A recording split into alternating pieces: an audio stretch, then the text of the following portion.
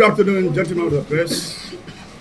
Let me first of all thank you for your support in the fight against crime and criminality in Rivers State. Your coverage and your reporting has gone a long way in assisting the command to fight these heinous crimes. When I first assumed duty, I was faced with a challenge of armed robbery and kidnapping along East-West Road and Elele-Owerri Road. During that time, these miscreants have been terrorizing this road, but with the Operation Stink that has been launched by the state government in cooperation with the sister agencies and the Nigeria police, the command under my leadership swung into action. We organized a motorized patrol along Elele-Owerri Road, East-West Road, and as I'm talking to you now, the kidnapping and armed robbery along this road have become a thing of the past. In the past 1 month or so, we have not received any incident of armed robbery or kidnapping along this road. Another issue we faced when I came in was the issue of cultism, specifically in Kana and Gokana local government areas, where these cultists have been involved in killings of innocent people of the state. As I'm talking to you, an operation is going on in Ogoni land in respect of this cultism. And so far so good, we have achieved a lot of progress in this operation that is going on now. So in the nearest future, these cultist activities in Ogoni land is going to be a thing of the past. Why I call this press briefing now is the issue of serial killer that has been going around in the state capital. For the past 2 months now, a total number of 8 women have been killed in various hotels in the metropolis. When this thing started, I summoned the Hotel Owners Association, that is the Nigeria Hotel Association, and I had meeting with them in my office where we brainstorm and come up with modalities to fight this menace going on. During our meeting, we made it clear that all hotel owners and guest house owners, one, they must install CCTV camera in their hotels, in all the reception and corridors leading to the rooms. That must be done without further delay. Secondly, we have asked them to do a proper documentation of guests coming to book for a room. Any guest that comes to book for a room, one, his identity must be disclosed. He must present to the receptionist an identity card, either national ID card, driver's license, or international passport. And he must submit his telephone number. That telephone number must be verified by the receptionist. She must call that number and make sure that that is the same number he's using, he has submitted. The third one is training of the hotel personnel on security. The hotel personnel or attendants must be trained on security in collaboration with the Nigeria police. That is the third issue. The rest. The next issue is that all short-time guests, people who are coming to book hotels for 2-3 hours and go away, should be discouraged. Another issue we discussed is all taxis and cabs coming to patronize these hotels must be well profiled. The taxi drivers must be known. Who are those taxi drivers that are patronizing that particular hotel to pick guests either to airport or to any other part of the state? Those taxi drivers must be profiled. Then another issue we discover is that in all the hotels that we have swimming pools, there must be a person in charge of that swimming pool, a diver, professional diver, that would be on duty 24 hours in as much as that swimming pool is going to be used in the hotel.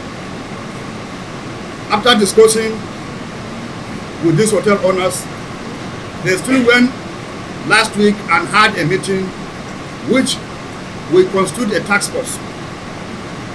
A task force was constituted last week, which comprises of the police, headed by the Assistant Commissioner of Police in charge of operations, SCP Olumise. Then we have representative of the DSS. Then representative of the Ministry of Culture and Tourism in the state. And their own members. So we have formed a task force that will go around and make sure that these guidelines we have given are complied with and are followed religiously. During these 2 months, as I told you earlier, 8 different women were strangulated to death in different hotel rooms. The same modus operandi was applied in the killing. That is, after drugging this woman, then the suspect will now strangulate her to death, because if the woman was not drugged, there's no way she cannot raise alarm in the process of strangulation. So the serial killer normally drugs his victim. After drugging, he will now strangulate her. And we discover that in all the killings that is going around, after killing, a white cloth material is being rubbed on the neck or on the waist. So there is an element of cultism there in all the killings in these hotels that has taken place. After killing, a white cloth material will be put round the neck or round the waist of the victim. So no part of the body has been removed in all the cases we have seen. There is nothing removed from part of the body. But this issue of tying the victim with a white cloth prove that there's an element of cultism there. As I'm talking to you, I'm happy to announce that last night we made an arrest.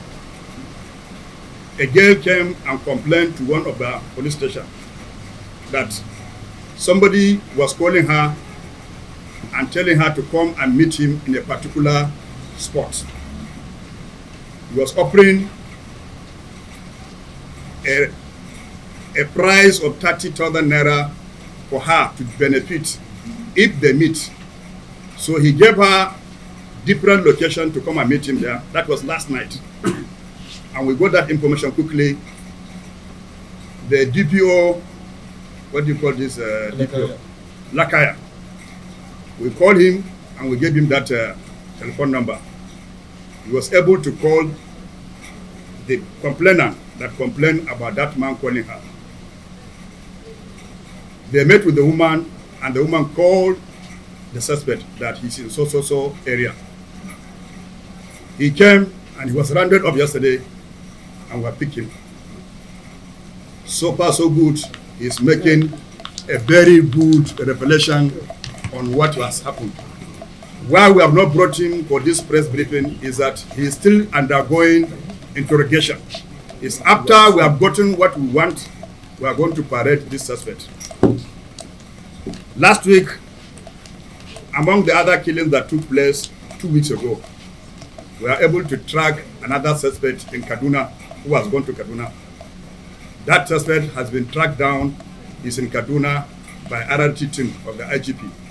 So very soon they are going to transfer him to the state command for further interrogation.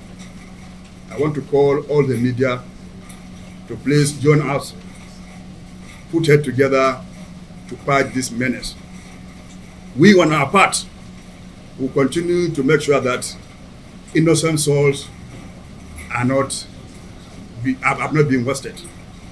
We have assured all law-abiding citizens of Rivers State to go about their local business.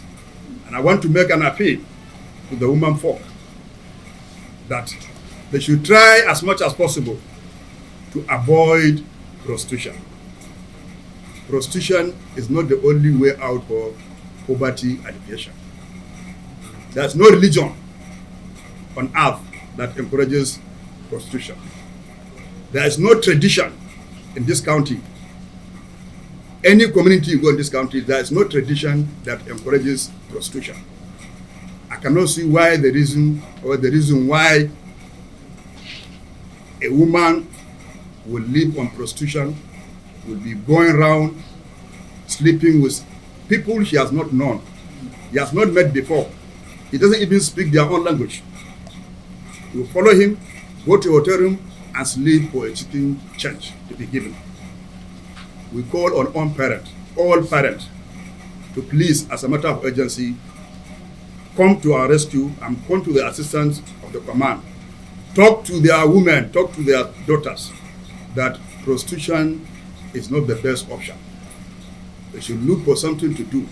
There are a lot of things a woman can engage herself for a living. It's not only prostitution. Gentlemen of the press, I thank you very much for having time to be here and to be giving you up to date. This arrest we have made so far will go a long way in assisting the command to unravel the circumstances surrounding this serial killing.